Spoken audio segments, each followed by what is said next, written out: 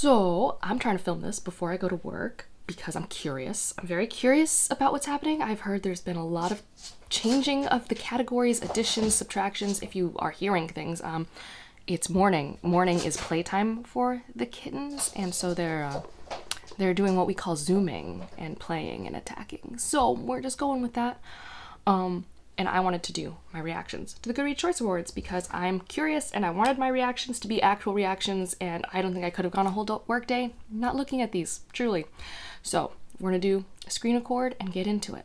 All right, we are on the Goodreads page, and now I will click on this button. Let's see what happens. All right, categories. Let's first just see what categories we have. We have fiction, historical fiction, mystery thriller, romance, romantasy, which is exciting, fantasy, science fiction, horror, young adult fantasy, young adult fiction, debut novel, nonfiction, memoir and autobiography, history and biography, and humor. So yeah, a big thing we've been discussing in the Discord where we chat about Goodreads and stuff like that is they've gotten rid of poetry and children's works and middle grade, which is sad.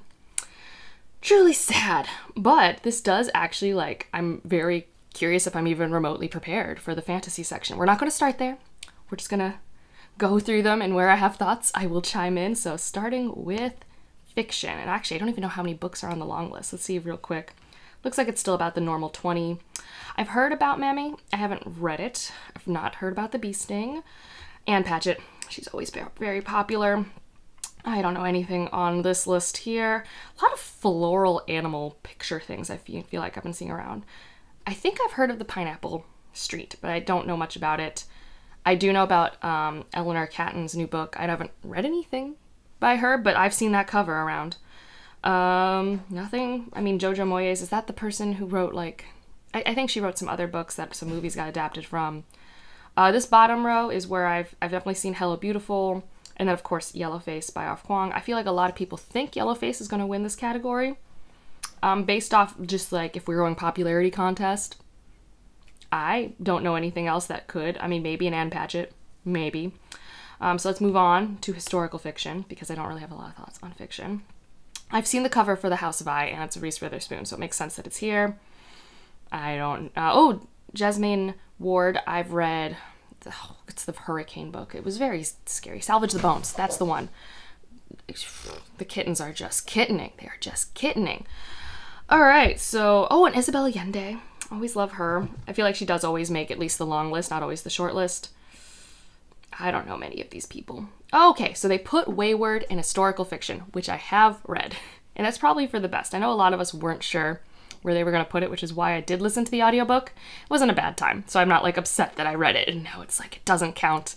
But yeah, I do feel like Wayward makes more sense here, even though a third of the book is in present day. So I don't really know what the definitions of historical fiction are these days, but it takes place in like the 1600s, the 1940s, and the present day, and the 1600s is easily the shortest portion of it.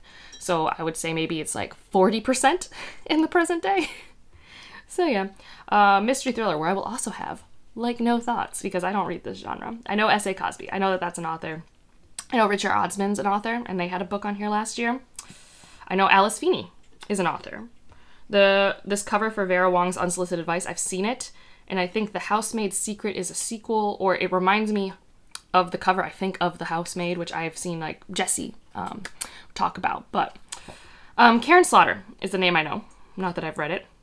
I'm curious, because I've read Rebecca McKay, so I've read The Great Believers by her, and I just didn't realize that this would be considered a mystery thriller and not like a lit fic, because The Great Believers is very much a lit fic. But I have some questions for you. I've only heard mid-reviews from Mara on that one, but I have read from that author.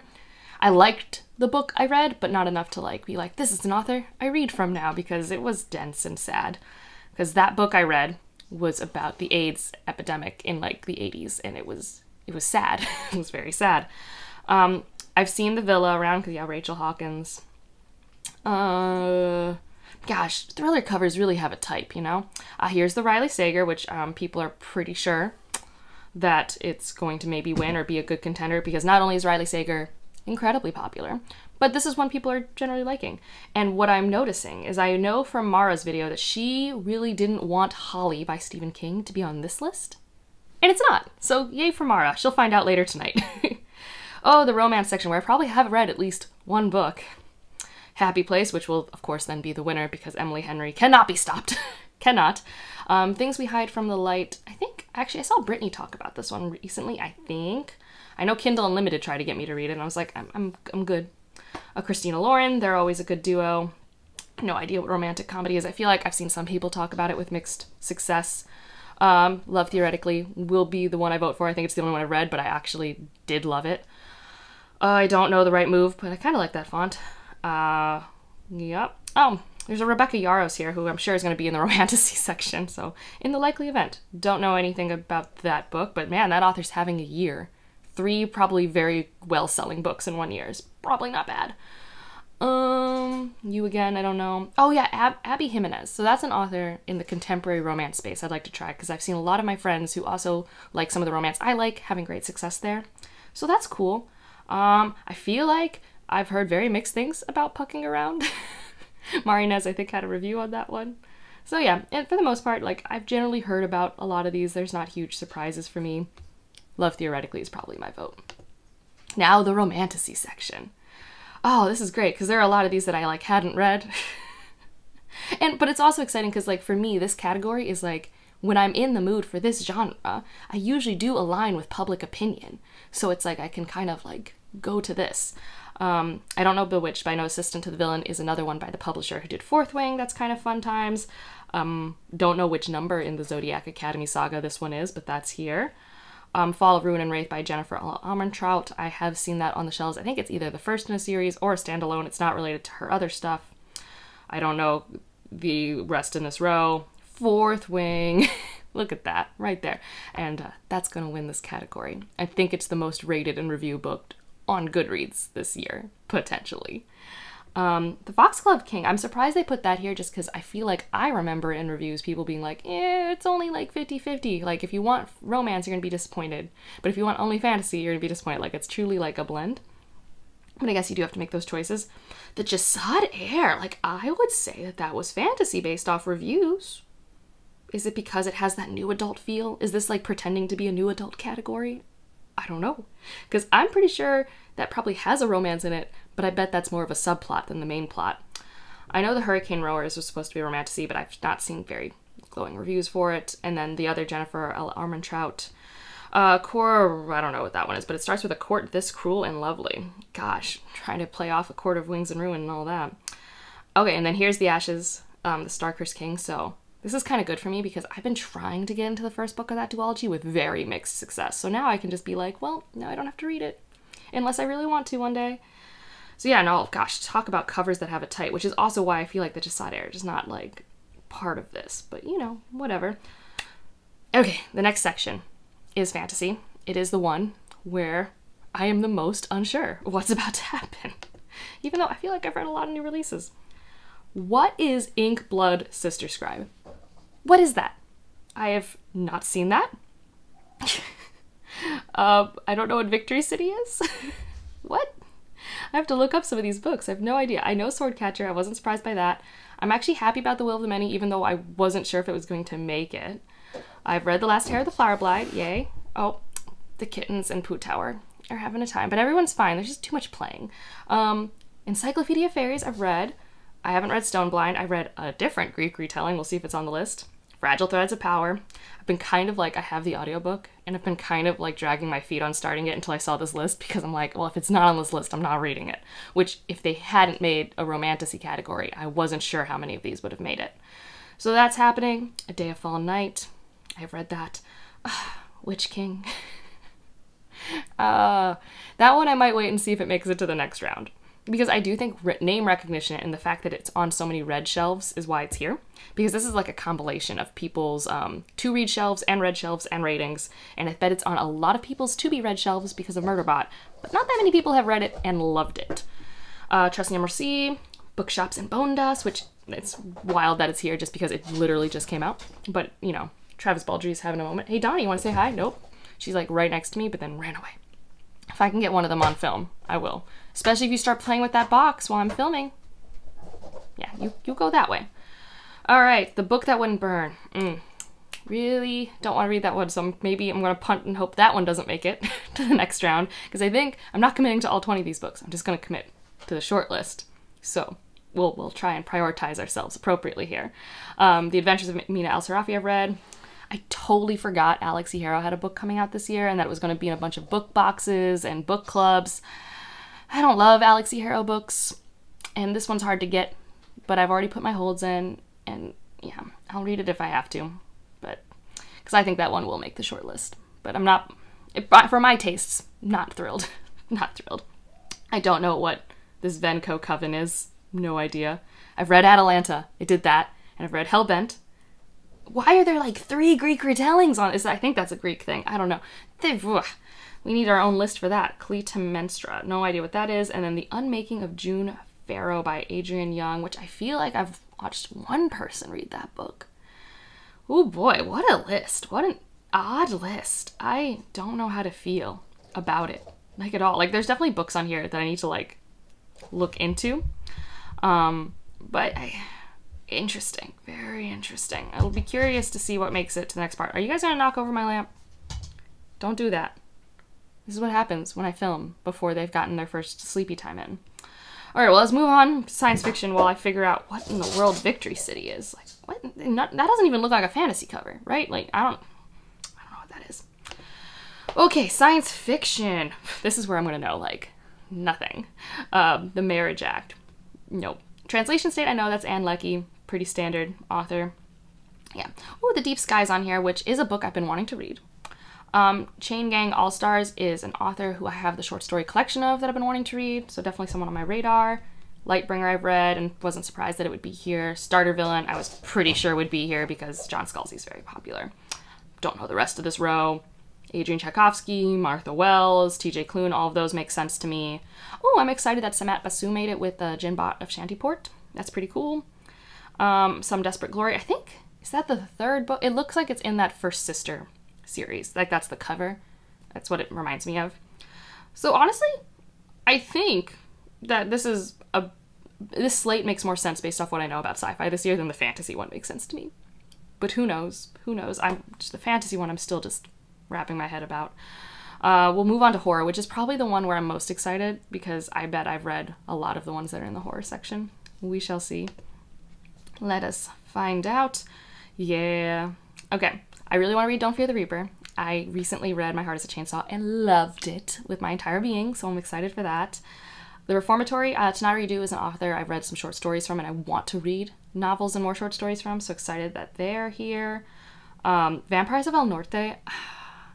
It is more of a romance than a horror, but I read it recently and I adored it. Oh, I adored it with my entire being.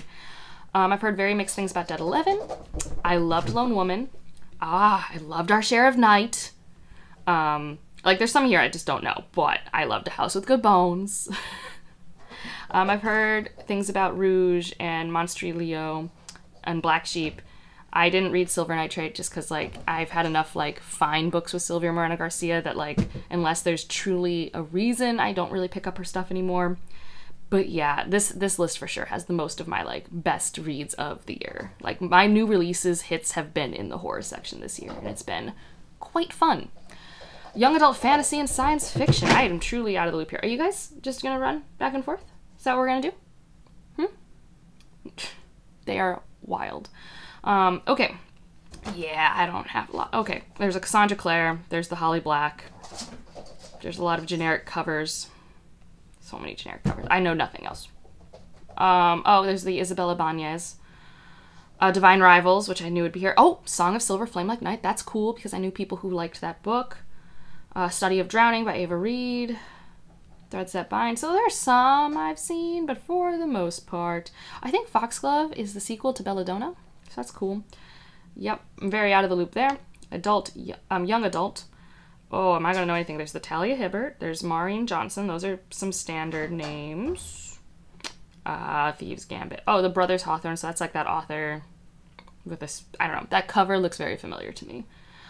Checkmate by Ali Hazelwood, which I have to assume is going to do fairly well. I don't know. I haven't read it. Warrior Girl Unearthed. That's one of the only contemporaries that came out this year that I want to read. So yeah. Ooh, let's see what's in debut novel. That one's a fun one. That's always a fun category. Monstrilio, which I think has been getting good buzz. Like I said, Pineapple Street, heard about but don't know a lot about it. What is Ink Blood Sister Scribe? Like, what is this book? How have I not heard of it? Truly need to look through those books in the near future. One Summer in Savannah, don't know about that. Wayward, didn't know that was a debut. I guess for a debut, it's really solid. It's very polished. I think Wayward is very polished. Yeah, I don't know a lot of these. Chain Gang All-Stars, like I said, that's probably his debut novel, but he does have short stories. Didn't know Mame was. Yeah, most of these I don't know. And I probably won't have a lot of thoughts on nonfiction. Yeah, I'm just gonna glaze through this. Yep, nope, memoir and autobiography. Ah, gosh, so Page Boy is probably gonna do fairly well, but the Britney Spears one's gonna do great, and so is Spare. I don't know if any of these other ones can truly compete with those three. Those were some pretty big ones. I would be curious to know if Spare or Britney Spears will win, just because, like, both got an absurd amount of buzz, but I don't know which satisfied the audience more. I don't think it's like last year where we all knew what was going to win. I don't think I'm going to know anything in history and biography or humor. Yeah, this is not my genre. And then humor. All right, let's go back to fantasy real quick because, like, I need to know about some of these books. Okay, I've read those. Ink Blood Sister. Let's take a look at you.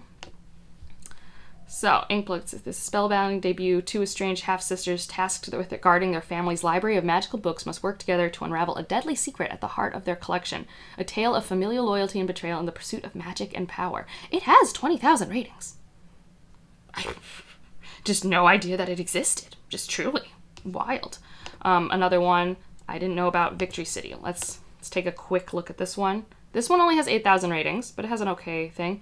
Hidden in a clay pot, sealed with wax, buried at the heart of a ruined palace, amidst the ashes of one of India's greatest nearly forgotten empires, a story waits to be told. In the 14th century of the Common Era, in the south of what we now call India, 9-year-old Pampa Campana, orphaned by war, starts hearing the voice of a goddess. Interesting. Well, I'm going to say this probably won't make it to the second round. So I'm not mad if I have to read it, if it makes it to the second round, but I'm probably not going to prioritize it first. What is The Unmaking of June Farrow? That is another one I know very little about. A woman risks everything to end her family's century-old curse, solve her mother's disappearance, and find love in this mesmerizing novel from the New York Times bestselling author of Spells for Forgetting. Oh, that could be fun for this time of year. That could be good. This one might go further because I'm pretty sure the last book she wrote was pretty popular, but that also only has 10,000 ratings, so unsure. I already know what I don't want to know about the book that wouldn't burn. Oh, this one I don't know anything about. Venco Coven. Let's find out. This one only has 6,000 ratings and a 3.8. A Métis millennial living with her cankerous but loving grandmother. Stella is barely hanging on when she discovers she will be evicted from their tiny Toronto apartment. Then one night, something strange and irresistible calls out to Lucky. Burrowing through the wall, she finds a silver spoon etched with a crooked-nosed witch and the word Salem humming with otherworldly energy. So, witchy book. Okay. I don't know if that one will make it either. I'm not going to click on the retelling things because I think, for fans of Madeline Miller's Circe, yeah, what does this one say? For fans of Madeline Miller's Circe? No, it doesn't, but it's, yeah. So there's 2 more Greek retellings. I think Atalanta might be more popular than them, so maybe that would hopefully win. So yeah, really surprising. Whoa, what have you guys dropped down this time? Hope you guys have enjoyed the chaos of this morning's reaction. Per usual, I don't hate the Goodreads Choice Awards. I mean, I think it's fun that we all love to hate it, but it does measure something. It measures a little bit about what is making money right now, because it's truly just a money thing. They just do it to make money. That's why it comes out this time of year. It's right before Black Friday and the Christmas season. They're trying to make money. They're trying to show people what's popular, what people have been buying. And also, I mean, a lot of what's popular, it's also measuring which book that has been marketed really well is the most popular. Because, like, in order to compete in this, you have to be marketed very well, put in book boxes. Your marketing team has to be pushing it places. Like, you have to be a fairly popular author. It's actually really impressive when you are not in a big imprint or a popular author and you make it pretty far, because then the word of mouth will truly carry you. But for the most part, none of this is truly surprising to me, other than that they actually made a romantasy category, and I'm sad that they got rid of the children's and the middle grade, because, I don't know, that just, I don't know the logic behind it. I don't know. Like, it's Amazon. They really aren't hurting for data space. Like, it's not that hard. All right. Well, have fun with the rest of your week seeing reactions to the Goodreads Choice Awards. I'm sure I'm the first of many. If you want to just leave an emoji to let me know you're here. Well, I would rather know what's the book you're most surprised by. But if you really want to leave an emoji, leave a heart emoji because we have the romantasy category. And otherwise, like if you liked it, subscribe if you want to, and I'll see you in the next one. Bye.